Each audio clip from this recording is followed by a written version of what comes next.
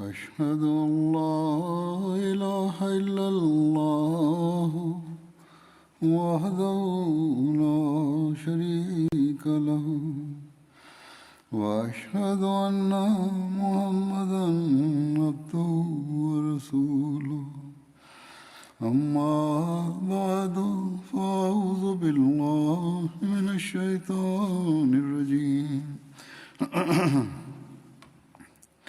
بسم الله الرحمن الرحيم الحمد لله رب العالمين الرحمن الرحيم مالك يوم الدين إياك نعبد وإياك نستعين اهدنا الصراط المستقيم صراط الذين أنعمت عليهم غير المغضوب عليهم ولا الضالين.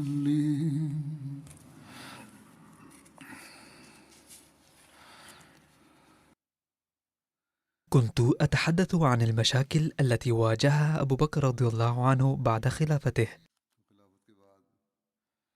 وأول مشكلة التي كنت ذكرتها هي الحزن على وفاة النبي صلى الله عليه وسلم الذي كان كل مسلم يشعر به، وأولهم أبو بكر رضي الله عنه، لأنه كان صديقه منذ الصغر، إضافة إلى مكانته ووفائه ومعرفته للبيع بمستوى لا يبلغه أحد غيره. ولكنه أبدى شجاعة كبيرة في تلك المناسبة، فلقد ورد أن المرحلة الحساسة والرهيبة الأولى كانت صدمة وفاة النبي صلى الله عليه وسلم، التي جعلت الصحابة شبه المجانين من شدة الحزن.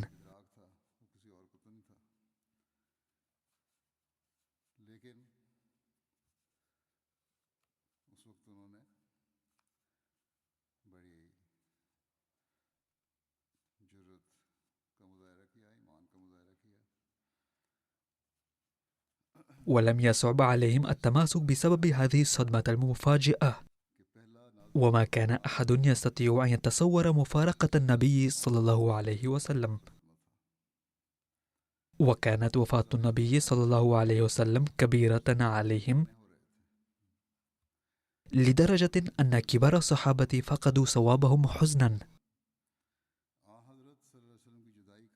وكان وقعها على شجاع مثل عمر أعظم في جنون الحب، حتى قال والسيف في يده: من قال إن محمدا صلى الله عليه وسلم مات ضربت عنقه. وهذا يدل على أن المسلمين وقعوا في حيرة شديدة: هل توفي النبي صلى الله عليه وسلم حقا أم لا؟ وأوشكوا من شدة حبهم له أن ينسوا الدرس الأول للتوحيد، ويقولوا لا يمكن أن يموت النبي صلى الله عليه وسلم ولم يمت.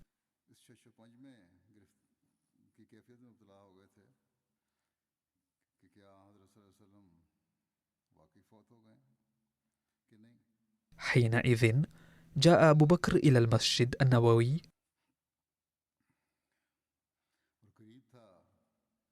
وقال مخاطبا الحضور جميعا: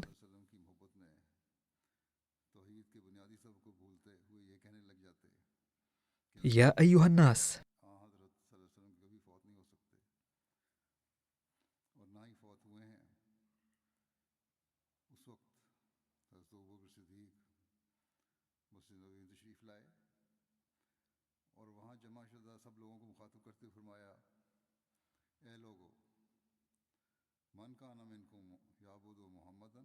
من كان منكم يعبد محمدا فإن محمدا قد مات، ومن كان منكم يعبد الله فإن الله حي لا يموت. إن أبا بكر بالرغم من حبه الشديد للرسول الكريم صلى الله عليه وسلم الذي لا يضاهيه أحد علم درس التوحيد،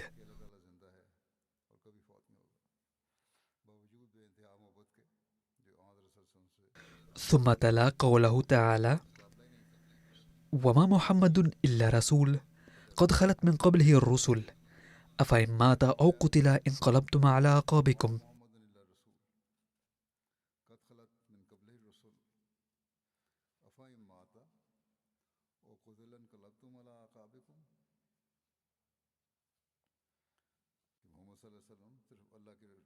لماذا لن يموت محمد صلى الله عليه وسلم؟ وإذا مات أو قتل فهل تنقلبون على أعقابكم وترتدون عن الإسلام؟ هكذا جمع أبو بكر رضي الله عنه خاطر الصحابة بغاية الشجاعة والحكمة في حالة الحزن تلك، ووضع بلسما في قلوب هؤلاء العشاق المحزونين من جهة أخرى، وأقام بناء التوحيد الذي كاد ينهار. قال المسيح الموعود عليه السلام: ثم فند أبو بكر رضي الله عنه في اجتماع عام جميع الأفكار التي كانت قد نشأت في قلوب بعض الصحابة عن حياة النبي صلى الله عليه وسلم، استدلالا من آية قرآنية.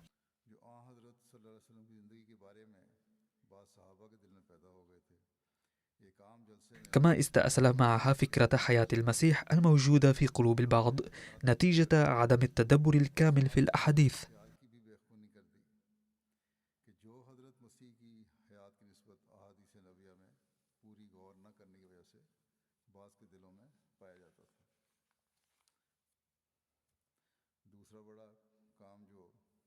وكان الأمر الثاني الكبير الذي أنجزه أبو بكر رضي الله عنه، أو الخطر الذي تداركه، هو المحافظة على وحدة المسلمين عند انتخاب الخليفة.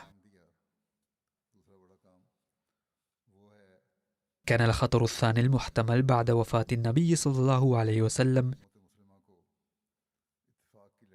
اجتماع الأنصار في سقيفة بني ساعدة، حيث بدا في أول الأمر أن الأنصار لن يقبلوا أحدا من المهاجرين أميرا لهم أو خليفة، كما لن يقبل المهاجرون أن يكون الخليفة من الأنصار.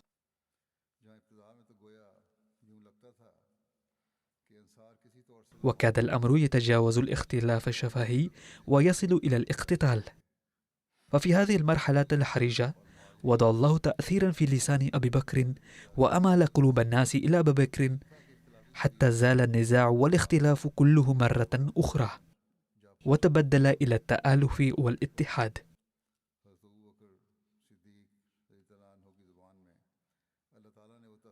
يقول سيدنا المسيح الموعود عليه السلام: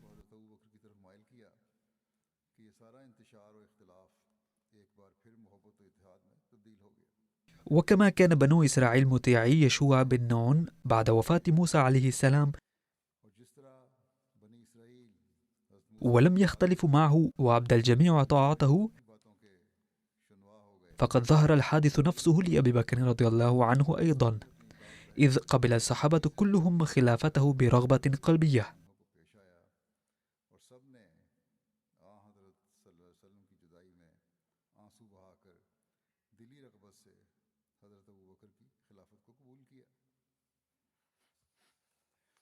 والأمر الثالث والفتنة الثالثة التي احتواؤها كان ضروريا هي إنفاذ جيش أسامة.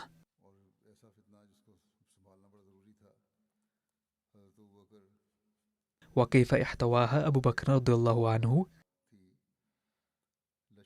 كان رسول الله صلى الله عليه وسلم قد جهز هذا الجيش لإرساله لحدود الشام للحرب مع الروم،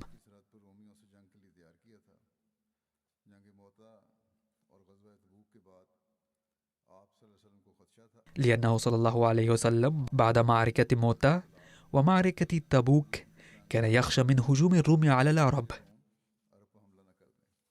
وذلك بسبب تصاعد الخلاف بين الإسلام والمسيحية وبسبب إثارة اليهود الفتن. وكان في موتة قد استشهد 3 أمراء من المسلمين، زيد وجعفر وعبد الله بن رواحة. ومؤتة مدينة في أرض خصبة شرق الأردن.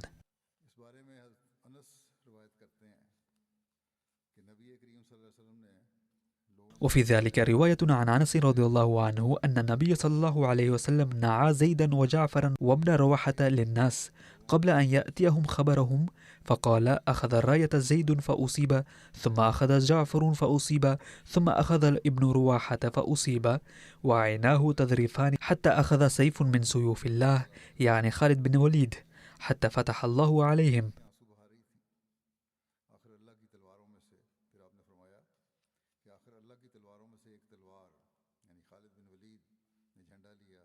بعد هذا غادر إلى تبوك مع رفاقه المسلمين، لكن العدو لم يجرؤ على الخروج إلى الميدان لمحاربة المسلمين، واختفوا في المناطق الداخلية للشام للحفاظ من هجوم المسلمين. ونتيجة لهذه الغزوات أصبحت نوايا الرومان تجاه المسلمين خطيرة للغاية، وبدأوا يستعدون للتقدم على الحدود العربية. ولهذا أمر النبي صلى الله عليه وسلم أسامة بالخروج إلى الشام على سبيل الاحتياط.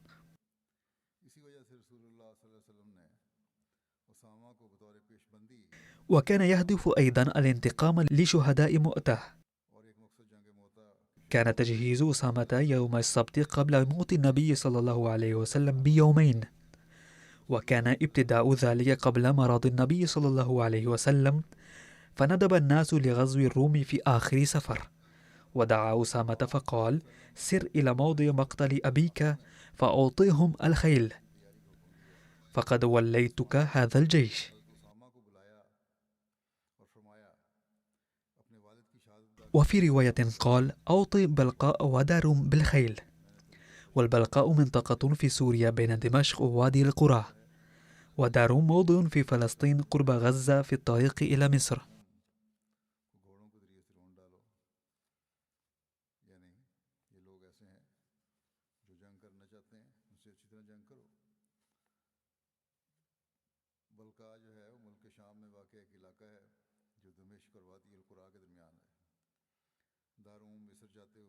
باختصار، قال صلى الله عليه وسلم موجها أسامة إلى الشام: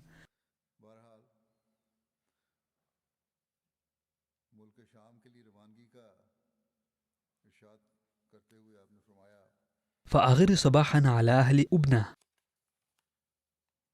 وأبنة موضع في سوريا نحو بلقاء، وأسرع السير تسبق الأخبار.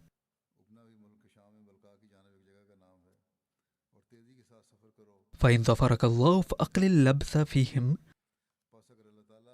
وخذ معك الأدلاء، وقدم العيون والطلائع أمامك. وقد النبي صلى الله عليه وسلم لأسامة اللواء بيده، ثم قال: أغزو بسم الله في سبيل الله، فقاتل من كفر بالله. فخرج أسامة بلوائه وعقودا، فدفعه إلى بريد بن حصيب الأسلمي، وعسكر بالجرف. والجرف تبعد عن المدينة 3 أميال نحو الشمال.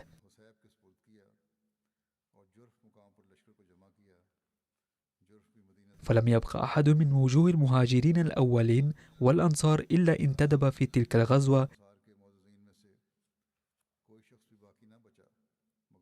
وفيهم أبو بكر الصديق، وعمر بن الخطاب، وأبو عبيدة بن الجراح، وسعد بن أبي وقاص، وسعيد بن زيد، وقتادة بن نعمان، وسلمة بن أسلم بن حريش. فتكلم قوم وقالوا: يستعمل هذا الغلام على المهاجرين الأولين. فغضب رسول الله صلى الله عليه وسلم غضبا شديدا، فخرج وقد عصب على رأسه عصابة وعليه قطيفة، فصعد المنبر فحمد الله وأثنى عليه، ثم قال: أما بعد أيها الناس، فما مقالة بلغتني عن بعضكم في تأمير أسامة، ولئن طعنتم في إمارة أسامة لقد طعنتم في إمارة أباه من قبله.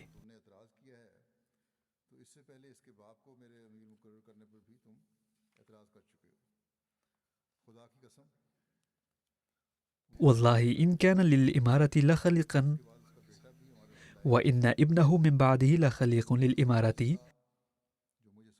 وإن كان لمن أحب الناس إلي، وإنهما لمخيلان لكل خير.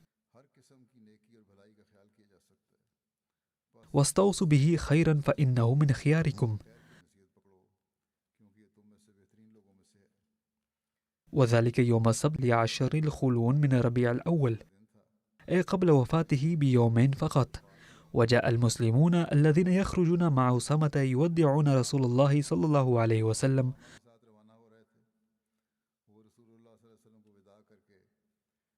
وبمضون إلى العسكر بالجرف. وثقل رسول الله صلى الله عليه وسلم فجعل يقول: أنفذوا بعث أسامة. فلما كان يوم الأحد اشتد برسول الله صلى الله عليه وسلم وجعه، فدخل أسامة من معسكره والنبي مغمور، وهو اليوم الذي داووه فيه. فطأطأ أسامة فقبله، ورسول الله صلى الله عليه وسلم لا يتكلم، فجعل يرفع يديه إلى السماء ثم يضعه على أسامة، فقال: فعرفت أنه يدعو لي. ورجع أسامة إلى معسكره. ثم دخل يوم الاثنين، وأصبح رسول الله صلى الله عليه وسلم مفيقا صلوات الله عليه وبركاته، فقال له: أغدوا على بركة الله. فودعه أسامة وخرج إلى معسكره، فأمر الناس بالرحيل.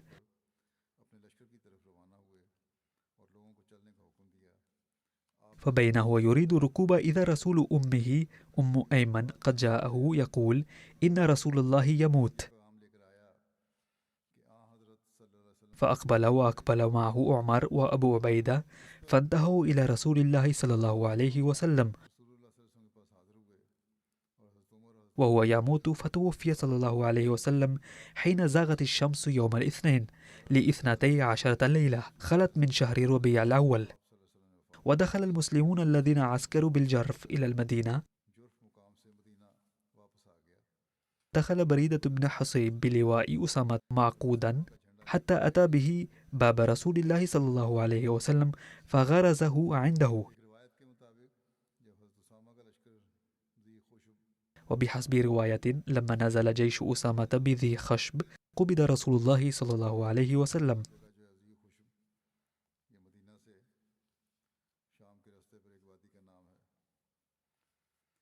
فلما بويع لأبي بكر أمر بريدة بن حصيب باللواء إلى بيت أسامة ليمضي لوجهه، فمضى به بريدة إلى معسكرهم الأول. وقيل عدد هذا الجيش 3000. وفي رواية أخرى وجه أسامة في 700 إلى الشام.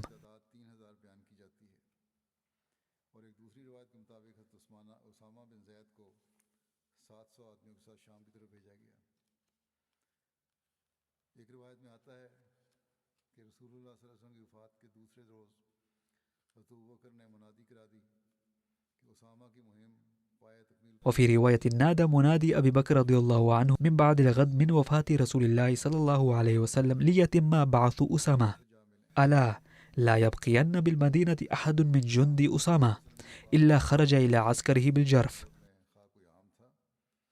بعد وفاة النبي صلى الله عليه وسلم ارتدت العرب إما عامة أو خاصة من كل قبيلة، وظهر النفاق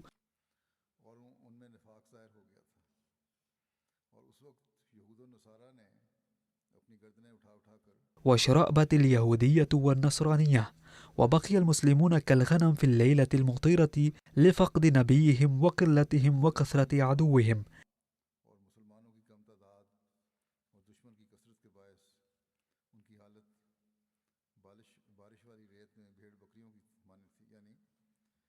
أي كانوا بلا حيلة. فقال الناس لأبي بكر رضي الله عنه: إن هؤلاء يعنون جيش أسامة جند المسلمين.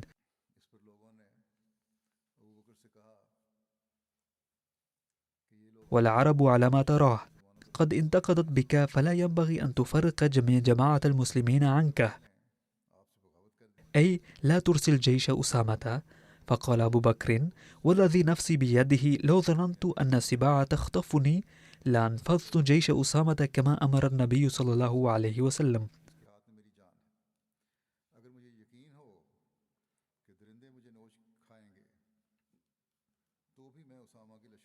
وفي رواية أخرى قال حضرة أبو بكر رضي الله عنه: والله الذي لا إله إلا هو، لو أن الكلاب جرت بأرجل أمهات المؤمنين لأجهزن جيش أسامة ولن أحل عقدة عقدها رسول الله صلى الله عليه وسلم. قال المصلح الموعود رضي الله عنه: عندما توفي رسول الله صلى الله عليه وسلم ارتد العرب وقلق الشجعان مثل عمر وعلي رضي الله عنهما أيضا نظرا إلى هذه الفتنة. كان النبي صلى الله عليه وسلم قد عد جيشا قبيل وفاته لغزو الروم، وأمر عليه أسامة رضي الله عنه، ولكنه صلى الله عليه وسلم توفي قبل رحيل الجيش.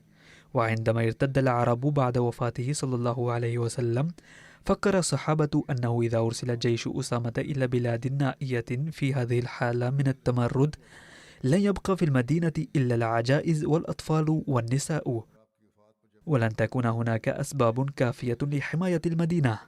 فاتفقوا على أن يذهب وفد من كبار الصحابة إلى أبي بكر رضي الله عنه ويلتمس منه ألا يرسل الجيش إلى أن يخمد التمرد. فذهب إليه عمر والصحابة الكبار الآخرون وقدموا هذا الطلب.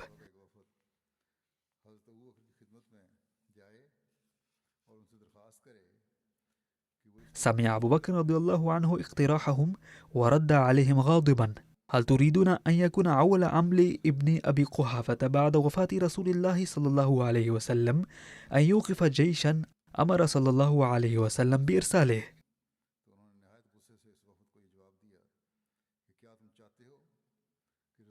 ثم قال: والله إذا اقتحم جيش العدو المدينة ونهشت الكلاب جثث المسلمين والمسلمات فلن أوقف جيشا أمر رسول الله صلى الله عليه وسلم بإرساله. لقد نشأت هذه الشجاعة والبسالة في أبي بكر رضي الله عنه، لأن الله تعالى يقول: محمد رسول الله والذين معه أشداء على الكفار. فكما أن السلك العادي عندما يتصل بالكهرباء تتولد فيه قوة عظيمة، كذلك صار أتباع النبي صلى الله عليه وسلم مصداق أشداء على الكفار نتيجة علاقتهم به صلى الله عليه وسلم. يقول سيدنا المسيح الموعود عليه السلام في كتابه سر الخلافة عن إرسال جيش أسامة، قال ابن الأثير في تاريخه: لما توفي رسول الله صلى الله عليه وسلم ووصل خبره إلى مكة وعامله عليها عطاب بن أسيد، استخفى عطاب وارتجت مكة وكاد أهلها يرتدون.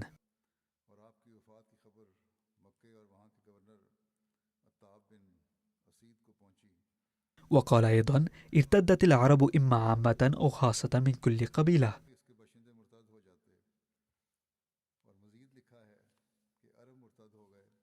وشرأبت اليهود والنصرانية، وبقي المسلمون كالغنم في الليلة الممطرة لفقد نبيهم وقلتهم وكثرة عدوهم.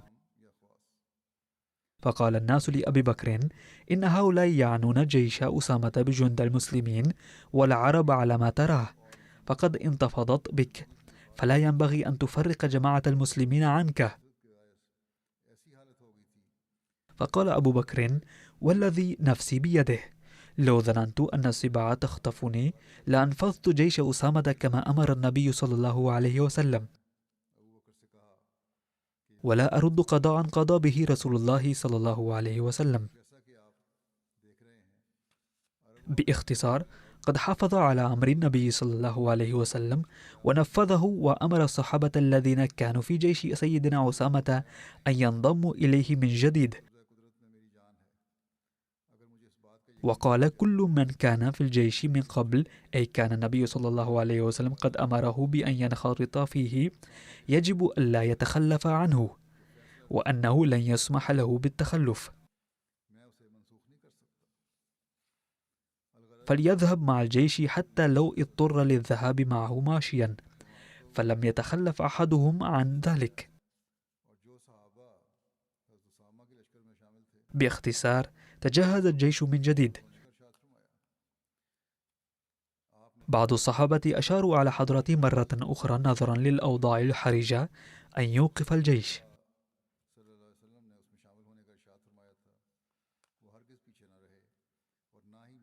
وفي رواية أن سيدنا أسامة أرسل عمر بن الخطاب إلى أبي بكر ليلتمس منه إلغاء إرسال الجيش، وقال: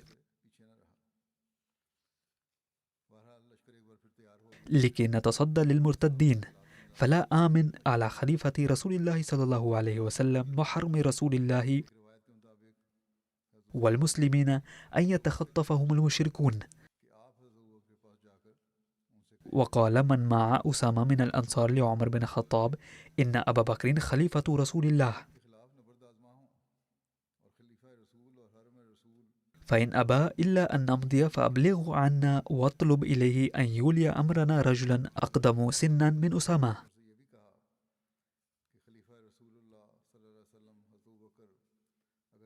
فخرج عمر بأمر أسامة إلى أبي بكر فأخبره بما قال أسامة، فقال: لو خطفتني الكلاب والذئاب لانفضته كما أمر به رسول الله صلى الله عليه وسلم.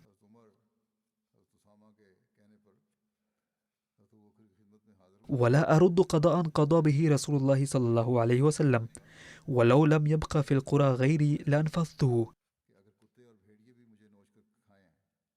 قال عمر: فإن الأنصار تطلب إليك أن تولي أمرهم رجلا أقدم سنا من أسامة.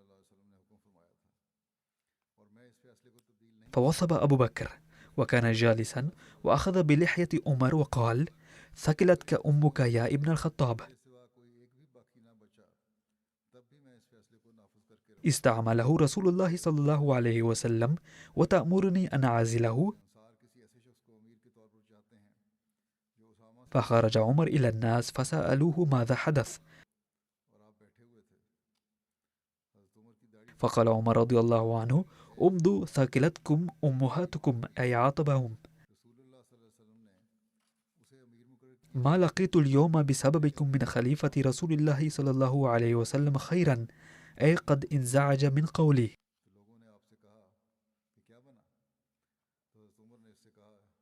حين اجتمع جيش أسامة بأمر أبي بكر رضي الله عنه في موضع الجرف، ذهب أبو بكر رضي الله عنه نفسه إليه واستعرض الجيش ونظمه. وكان مشهد خروج الجيش أيضا عجيبا جدا. كان أسامة راكبا، وكان خليفة الرسول أبو بكر يمشي معه، فقال أسامة رضي الله عنه: يا خليفة رسول الله، إما أن تركب وإما أن أنزل. فقال أبو بكر رضي الله عنه: والله لا تنزل ولا أركب، ما علي لو غبرت قدمي في سبيل الله ساعة، لأن الغازي حين يخطو خطوة يكتب له 700 حسنة، ويرفع 700 درجة، ويكفر عنه 700 سيئة. ثم قال أبو بكر رضي الله عنه لحضرة أسامة أن يترك حضرة عمر ليساعده في الشؤون، فأذن له بذلك. وبعد هذا الحادث كلما رأى عمر بن الخطاب رضي الله عنه أسامة رضي الله عنه قال له حتى بعد أن انتخب خليفة: السلام عليك أيها الأمير. وذلك لأن عمر رضي الله عنه كان في الجيش وكان أسامة أمير الجيش.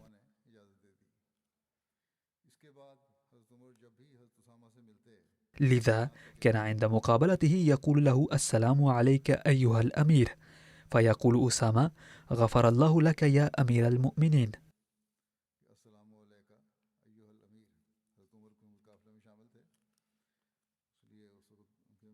على كل حال، قد أوصى أبو بكر رضي الله عنه في النهاية جيش أسامة قائلا: أوصيكم ب10 أمور، هي: لا تخونوا، ولا تغلوا أموال الغنائم، ولا تغدروا، ولا تمثلوا، أي لا تشوهوا وجوه قتل الأعداء المقاتلين، ولا تقتلوا طفلا صغيرا أو شيخا كبيرا ولا امرأة، ولا تعقروا نخلا ولا تحرقوه، ولا تقطعوا شجرة مثمرة، ولا تذبحوا شاة ولا بقرة ولا بعيرا إلا لمأكلة، وسوف تمرون بأقوام قد فرغوا أنفسهم في الصوامع وما فرغوا أنفسهم له، أي لا تتعرضوا لجميع الرهبان والقسوس. وسوف تقدمون على قوم يأتونكم بآنية فيها ألوان الطعام فكلوا منها بسم الله، أي إذا قدموا لكم طعاما فلا تمتنعوا عن أكلة بحجة أنه حرام، بل ينبغي أن تأكلوه بسم الله.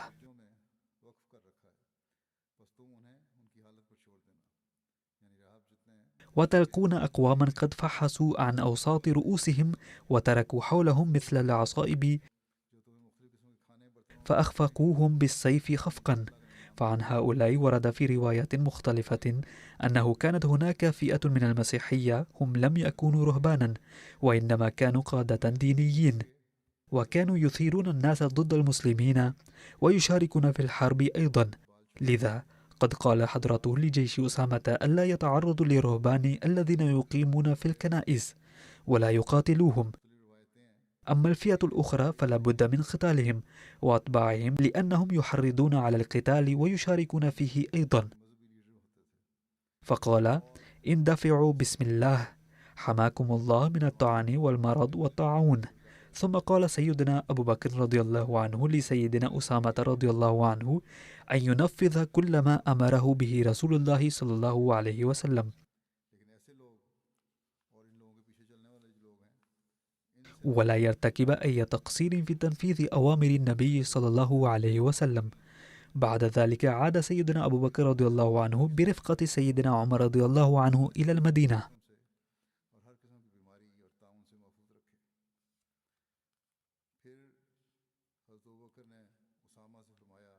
لقد أرسل سيدنا أبو بكر جيش أسامة في أواخر ربيع الأول من العام 11 الهجري، وفي رواية أخرى أرسله في ربيع الثاني من العام 11 الهجري.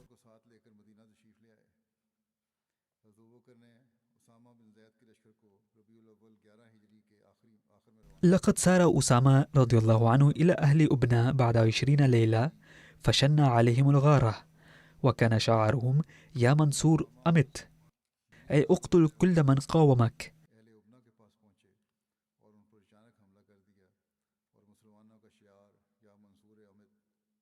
فقتل من أشرف له وسبى من قدر عليه وأجال الخيل في عرصاتهم، وأقاموا يومهم ذلك في تعبية ما أصابوا من الغنائم.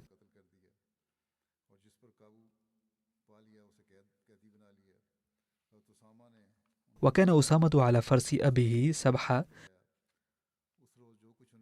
وقتل قاتل أبيه في الغارة. فلما أمسى أمر الناس بالرحيل ثم أخذ السير فوردوا وادي القرى في 9 ليال، ثم بعث بشيرا إلى المدينة بيخبر بسلامتهم، ثم قصد بعد في السير فسار إلى المدينة 6 وما أصيب من المسلمين أحد. فلما وصل هذا الجيش الفاتح المنتصر إلى المدينة خرج أبو بكر في المهاجرين، وأهل المدينة يتلقونه سرورا بسلامتهم، ودخل أسامة على فرس أبيه سبحة، واللواء أمامه يحمله سيدنا بريدة بن حسيب، حتى انتهى إلى المسجد فدخل فصلى ركعتين ثم انصرف إلى بيته.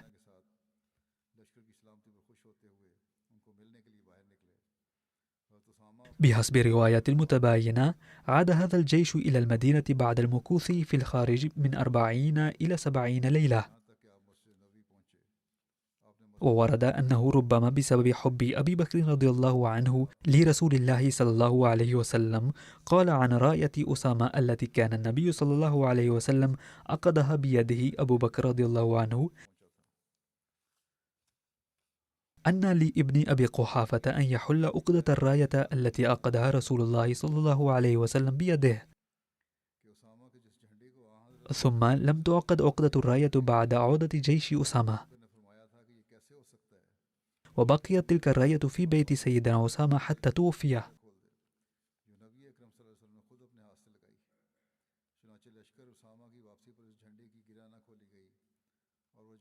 لقد ورد عن نتائج جيش أسامة أن لهذا الجيش ظهرت نتائج مهمة وبعيدة المدى. أولا، قد علم الذين كانوا يعارضون بعثه زاعمين أن الظروف تقتضي أن لا يرسل هذا الجيش، فقد علموا أن قرار الخليفة كم كان صائبا وفي موعده، وأدركوا أن سيدنا أبا بكر رضي الله عنه عميق النظر جدا وفهيم ومتفرس.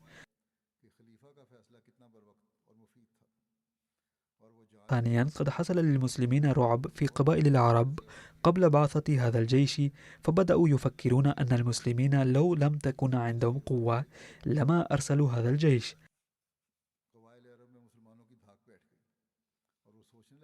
وهذا الأمر قد فرض عليهم الهيبة، وبدأ الروم يقولون من أي نوع هؤلاء الناس، فقد توفي نبيهم ومع ذلك يهاجمون بلادنا.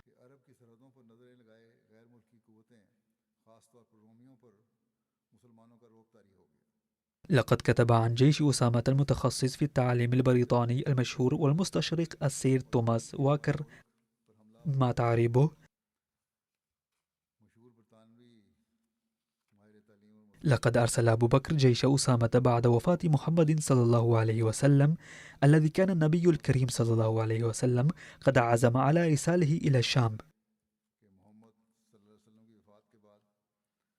ومع أن بعض المسلمين عارضوا فكرة إرسال هذا الجيش نظرا للأوضاع الحرجة في العرب، لكن أبا بكر أسكت ترددهم بقوله: لن ألغي أي أمر أصدره النبي صلى الله عليه وسلم حتى لو صارت المدينة فريسة لوحوش الغابة. ومع ذلك سيحقق هذا الجيش رغبة النبي صلى الله عليه وسلم حتما. فكانت هذه الحملة من الحملات الرائعة التي بها حصلت للمسلمين السيطرة على الشام وإيران وشمال أفريقيا، وقضوا على السلطنة الفارسية القديمة، وحرروا أروع ولايات السلطنة الرومية من قبضتها. وكذلك ورد في الموسوعة الإسلامية تحت اسم أسامة أن الخليفة المنتخب حديثا أبا بكر أمر بأن يقوم جيش أسامة بالذهاب حتما لتحقيق أمنيات النبي صلى الله عليه وسلم. ومع أن القبائل كانت تتمرد سلفا، وصل أسامة إلى البلقاء في بلاد الشام، حيث كان قد قتل زيد هنالك، وشن أسامة الهجوم على قرية أبنة، وبانتصاره صارت موجة الفرحة في أهل المدينة الذين كانوا مضطربي البال كثيرا بسبب الارتداد. فاكتسبت هذه الحملة أهمية أكثر من حملة عامة،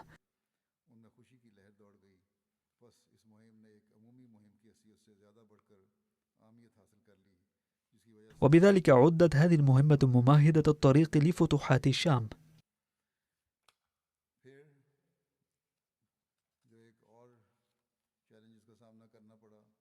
والتحدي الآخر الذي واجهه سيدنا أبو بكر رضي الله عنه كانت فتنة مانع الزكاة ورافضيها. فحين انتشر خبر وفاة النبي صلى الله عليه وسلم في العرب كله، بدأت تشتعل في كل مكان لهب الارتداد والتمرد. يقول العلامة ابن إسحاق: قد ارتد العرب كلهم بعد وفاة النبي صلى الله عليه وسلم إلا أهل المسجدين، أي مكة والمدينة. وصحيح أن أهل مكة سلموا من الارتداد بعد وفاة رسول الله صلى الله عليه وسلم، ولقد ورد تفصيله كما يلي: إن سهيل بن عمرو الذي أسلم عند فتح مكة أسر يوم بدر كافرا، وكان قد علم الشفة، فقال عمر: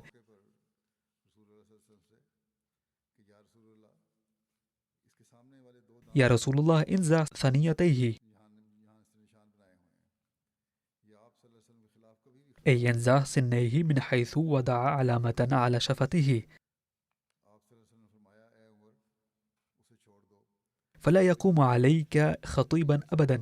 فقال: دعه يا عمر، فعسى أن يقوم مقاما تحمده عليه.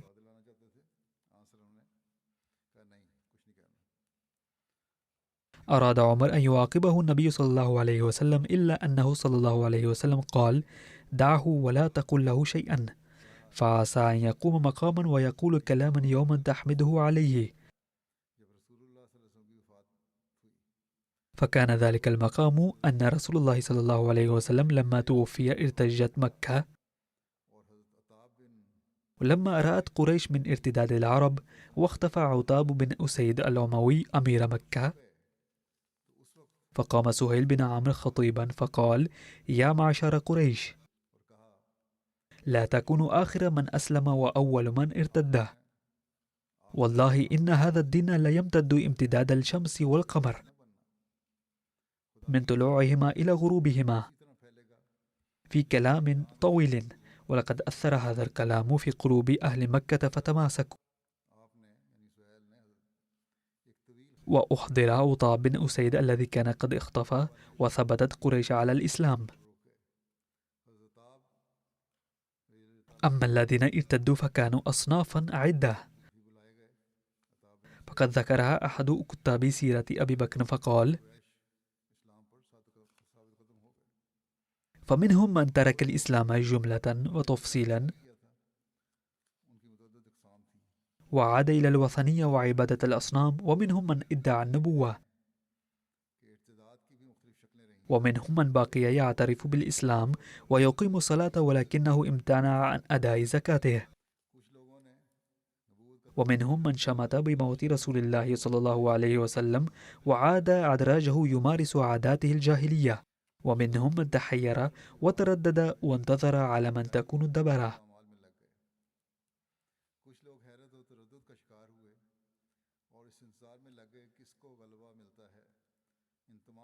وكل ذلك وضحه علماء الفقه والسير. وقال الخطابي: إن أهل الردة كانوا صنفين: صنفا ارتدوا عن الدين ونبذوا الملة وعادوا إلى الكفر، وهذه الفرقة طائفتان: إحداهما أصحاب مسيلمة والأسود العنسي الذين صدقوهما على دعواهما وأنكروا نبوة النبي صلى الله عليه وسلم،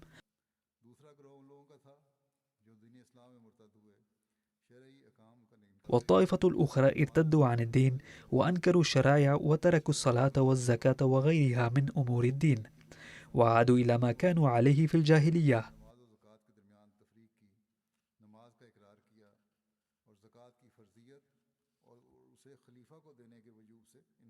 والصنف الآخر هم الذين فرقوا بين الصلاة والزكاة، فأقروا بالصلاة وأنكروا فرض الزكاة ووجوب أدائها إلى الإمام.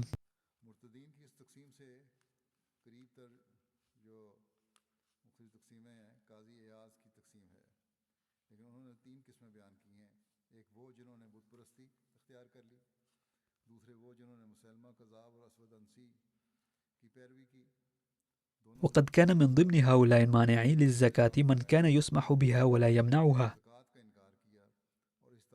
إلا أن رؤساءهم صدوهم عن ذلك. وقريب من هذا التقسيم لأصناف المرتدين تقسيم القاضي عياض، غير أنهما عندهم ثلاثة: صنف عادوا إلى عبادة الأصنام، وصنف تبعوا مسيلمة والأسود العنسي، وكل منهما ادعى النبوة، وصنف ثالث استمروا على الإسلام ولكنهم جحدوا الزكاة وتأولوا بأنها خاصة بزمن النبي صلى الله عليه وسلم.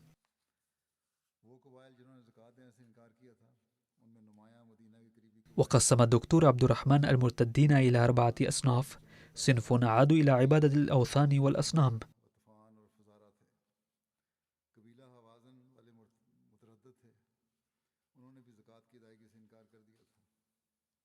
وصنف اتبعوا المتنبئين بالكذبة، الأسود العنسي ومسيلمة والسجاح، وصنف أنكروا وجوب الزكاة وجحدوها، وصنف لم ينكروا وجوبها ولكنهم أبوا أن يدفعوها إلى أبي بكر.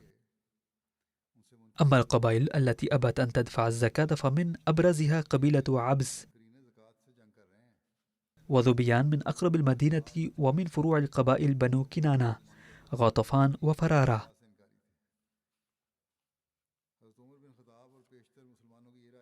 بينما ترددت قبيلة هوازن فأنكر أهلها دفع الزكاة.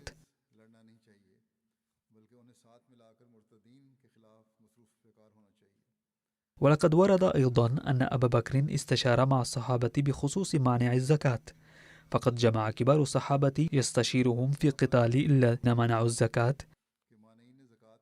وكان رأي عمر بن الخطاب وطائفة من المسلمين معه ألا يقاتلوا قوما يؤمنون بالله ورسوله،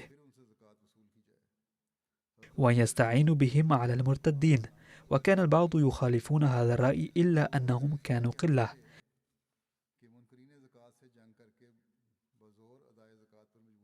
وفي رواية تكلم الصحابة مع أبي بكر في أن يتركهم وما هم عليه من منع الزكاة ويتألفهم حتى يتمكن الإيمان في قلوبهم، ثم هم بعد ذلك يزكون. فامتنع الصديق من ذلك وأباه. كان أبو بكر يميل إلى القتال مع مانع الزكاة وإجبارهم على أداء الزكاة قسرا، ولقد اشتد في تأييد رأيه لدرجة قال بكل شدة: والله لو منعوني عقالا كانوا يؤدونه إلى رسول الله صلى الله عليه وسلم لقاتلتهم على منعه. وهناك رواية في البخاري عن أبي هريرة أن عمر رضي الله عنه قال: كيف تقاتل الناس وقد قال رسول الله صلى الله عليه وسلم: أمرت أن أقاتل الناس حتى يقولوا لا إله إلا الله، فمن قالها فقد عصم مني ماله ونفسه إلا بحقه وحسابه على الله. فقال: والله لو قاتلن من فرق بين الصلاة والزكاة، فإن الزكاة حق المال. والله لو منعوني أعناقا كانوا يؤدونها إلى رسول الله صلى الله عليه وسلم لقاتلتهم على منعها. قال عمر رضي الله عنه: فوالله ما هو إلا أن قد شرح الله صدر أبي بكر رضي الله عنه فعرفت أنه الحق، أي أن عمر اضطر للتسليم أخيرا بأن ما يقوله أبو بكر هو صحيح. ولقد شرح السيد زين العابدين ولي الله شاه كلمات الحديث: أعصم مني ماله ونفسه إلا بحقه، فقال: كلمات إلا بحق الإسلام تلقي ضوءا كافيا على فحوى الجملة. فإذا كان المسلم لا يحافظ على الحقوق الإسلامية بعد إقراره بلا إله إلا الله فإنه مؤاخذ أيضا، لأنه لا يمكن أن ينجو من العقاب لمجرد إيمانه. وكلمات بحق الإسلام لها معنيان: أحدهما أنها تنطبق حيثما يتعلق الأمر بالحقوق الإسلامية، الحق مصدر ويتضمن معنى الجمع، وثانيهما تنطبق حيثما يجعل الإسلام أخذ الأموال والأنفس ضروريا. إن فعل حق الأمر معناه أثبته وأوجبه، ويستخدم متعدي أيضا. إن سلامة أفراد الأمة تعتمد على أداء الحقوق، فكما أن عدم أداء الضريبة يعد تمردا ويوجب العقاب، كذلك عدم أداء الزكاة يوجب العقوبة. لم يوافق عمر أبا بكر سابقا، ولكنه لما أضاف كلمات إلا بحقه قبل رأيه. يتضح من هذه الواقعة أنه لا حقيقة للإقرار ب لا إله إلا الله باللسان إن لم يرافقه العمل الصالح. إن عنوان هذا الباب هو الآية التالية: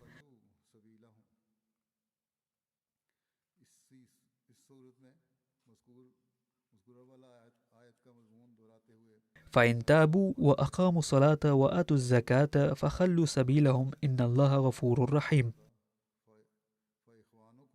ويقول الله تعالى وهو يعرض مضمون هذه الآية نفسها: فإن تابوا وأقاموا الصلاة وآتوا الزكاة فإخوانكم في الدين ونفصل الآيات لقوم يعلمون. أي في هذه الحالة لا تتعرضوا لهم. ولقد اتضح من هذه الكلمات أن تارك أحد هذه الأمور الثلاثة ليس بمسلم. لا بد من التقيد بأركان الإسلام الخمسة كلها. ولقد اعتبر النبي صلى الله عليه وسلم باستخدام كلمات إلا بحقه الإنفاق في سبيل الله حقا للفئة الضعيفة للمجتمع، وهذا يعني أنه فرض على ذوي السعة التقيد بأحكام الإسلام، وأن يؤدوا ما فرض عليهم من حقوق مالية، وهكذا ستبقى حقوقهم محفوظة. فإن استدلال أبي بكر بكلمات إلا بحقه عميق ويدل على شمول نظرته. وعليه فبحسب رأي أبي بكر إن عدم أداء الزكاة تمرد، ومن يأبى أداء الزكاة فلا يبقى فردا من المجتمع الإسلامي، ولا بد من قتاله على هذا التمرد. لا شك أن الإسلام عاطى الحرية الدينية لقوله لا إكراه في الدين، ولكن الذي يدعي الإسلام في الظاهر ويتمتع بملاذ المجتمع الإسلامي من خلال انخراطه فيه ويستفيد ببركته ويتمتع بكامل حقوقه الاجتماعية، إلا أنه لا يؤدي الفروض والواجبات التي أوجبها عليه الإسلام لكونه فردا من المجتمع الإسلامي، فلا يحق له أن يتمتع بحق الصيانة والملاذ الاجتماعي. ليست من دولة يمكنها أن تغض الطرف عن الذين يخالفون القوانين ويتمردون. الحقيقة أن نظام الزكاة الإسلامي والصدقات يتعلق بالمجتمع ولا يتعلق بفرد من أفراده، لذلك فإن نتائجها وآثارها أيضا تتعلق بالمجتمع دون الفرد. وفي رواية قال عمر رضي الله عنه: تألف الناس يا خليفة رسول الله صلى الله عليه وسلم وارفق بهم. فقال أبو بكر رضي الله عنه لعمر رضي الله عنه: أجبارا في الجاهلية خوارا في الإسلام. على أية حال، ماذا كانت نتائج القتال مع مانع الزكاة للمسلمين وغيرهم؟ سأتناول هذا الأمر لاحقا إن شاء الله تعالى. واليوم أيضا أقول عن الظروف الراهنة للعالم أن تدعو الله تعالى ليهب العقل والفهم للحكومات في الطرفين حتى يتوقف هؤلاء لقتل البشرية. إلى جانب ذلك ينبغي لنا نحن المسلمين أن نتعلم درسا، فانظروا كيف اتحد هؤلاء، ولكن لا يتحد المسلمون رغم أن شهادتهم واحدة. لقد دمرت العراق ودمرت سوريا وتدمر اليمن الآن، فبدلا من أن تتوحد كلماتهم تدمرون البلاد بأنفسهم وتجعلون غيركم يدمرونها. فعلى الأقل يتعلم المسلمون من هؤلاء درس الوحدة. رحم الله تعالى قوم المسلمين ورحم المسلمين جميعا والأمة الإسلامية قاطبة. ولن يتأتى ذلك إلا إذا آمن هؤلاء بإمام الزمان الذي بعثه الله تعالى في هذا العصر لهذا الغرض نفسه. وهبهم الله تعالى العقل والفهم وجعلهم يحسنون حالاتهم ويدعون للعالم ويسخرون جميع الوسائل المتاحة لهم لمنع العالم من الحروب بدلا من أن يخوضوا فيها بأنفسهم.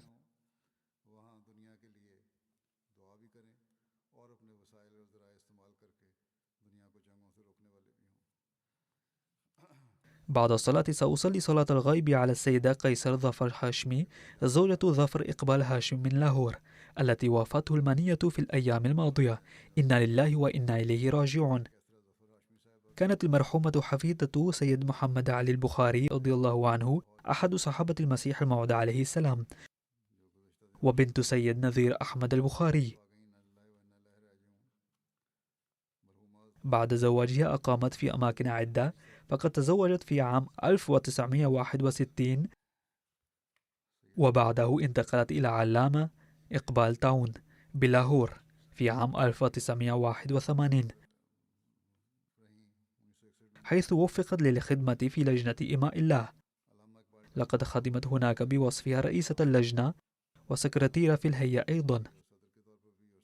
كانت مواظبة على الصوم والصلاة والدعاء ومواساة الناس، كما كانت من ضيافة وصابرة وشاكرة وصالحة.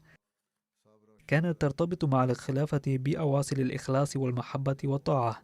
كانت سباقة في الإسهام في الصناديق المالية، وكانت تدفع جميع تبرعاتها في بداية السنة. وكانت بفضل الله تعالى منضمة إلى نظام الوصية. تركت خلفها علاوة على زوجها 5 أبناء وبنتا واحدة. أحد أبنائها السيد محمود إقبال هاشمي أسير في سبيل الله في هذه الأيام في سجن كامب بلاهور. لم يسمح له بالخروج من السجن، غير أن المسلمين في السجن رفقوا به إلى هذا الحد بحيث سمحوا له بأن يلقي نظرة أخيرة على جثمان والدته بعد أن شيع إلى السجن. يتعرض الأحمديون بجريرة ممارسة الشعائر الإسلامية لعقوبة قاسية، بحيث لم يسمح لابن مرحوم بالخروج من السجن لصلاة الجنازة عليها، بينما يسمح بذلك لكبار القتلة. على أية حال، رحم الله تعالى حكومات هذا البلد. لقد رفعت قضية ضد السيد محمود إقبال و3 من رفقائه في يونيو 2019 وأفرج عنهم بكفالة. ولكن في أغسطس 2021 رفضت الكفالة وعيد القبض عليهم عند حضورهم في المحكمة.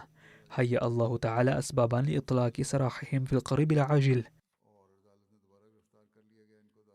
السيد هاشم إقبال هاشمي حفيد المرحومة داعية هنا في المملكة المتحدة، وفقه الله تعالى في متابعة حسنات جدته، ووفق أولاده أيضا لإتباع حسناتها وغفر لها، آمين.